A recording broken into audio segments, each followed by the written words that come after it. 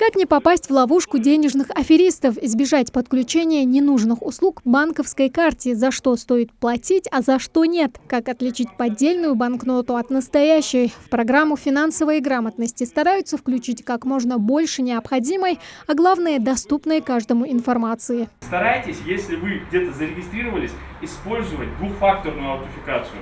Что такое аутентификация? Это вы вводите свой логин, пароль, и дополнительно вы еще защищаете себя подтверждающей смс-кой. Там может быть электронная подпись, у каждого по-разному, но вот старайтесь максимально обезопасить себя.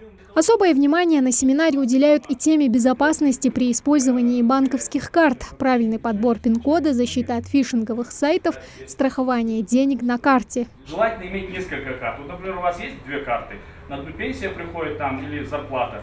Вот для того, чтобы расплачиваться в интернете или какие-то покупки безналичные совершать, сейчас же это модно использовать карту для оплаты, лучше завести отдельную карту себе и на ней уже маленькие переводы, свои транзакции внутри своего личного кабинета, переводы делать, чтобы у вас не было много денег. И даже если ваша карта, данные этой карты утекут в сеть, чтобы вы не потеряли ваши основные средства. Перевод денег, оплата товара и услуг, осуществление коммунальных платежей и пополнение баланса мобильного телефона. Онлайн-услуги открывают массу возможностей. Это удобно, но вместе с тем не всегда безопасно, потому что зачастую на другой стороне могут скрываться мошенники. Зарина Нальгиева, к счастью, с ними не сталкивалась, но считает, что нельзя терять бдительность.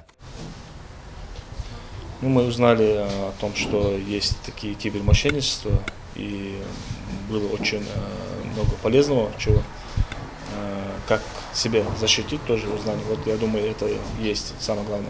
Семинар для людей с ограниченными возможностями здоровья организовали сотрудники ОНФ и Ингушского отделения Национального банка России. Эта встреча уже вторая в рамках целого цикла. Народный фронт уже не первый раз совместно с отделением Национального банка проводит семинар для лиц с ограниченными возможностями здоровья.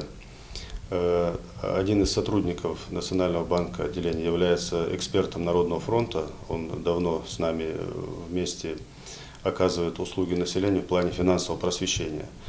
Так как сейчас в последнее время участились случаи мошенничества и также вводятся цифровые валюты и так далее, сотрудники Нацбанка вышли с предложением организовать семинар для лиц с ограниченными возможностями здоровья. Сегодня поднимались очень актуальные на сегодняшний день темы. Это кибермошенничество, это подлинность и платежеспособность денежных знаков.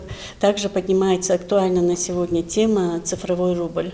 Мне кажется, населению очень важно сейчас, именно в преддверии внедрения цифрового рубля, понять, что и к чему. Наше отделение проводит по всем нашим образовательным организациям, министерствам, ведомствам, администрациям. Везде мы проводим мероприятия, учим людей, чтобы они не были жертвами мошенников. Финансовых продуктов и услуг становится все больше, а сами они сложнее. Поэтому в рамках целого курса лекций и семинаров людей с ограниченными возможностями здоровья продолжат знакомить с необходимыми навыками, которые помогут повысить финансовую культуру. Тамара Хашагульгова, Сулейман Костоев, Новости 24.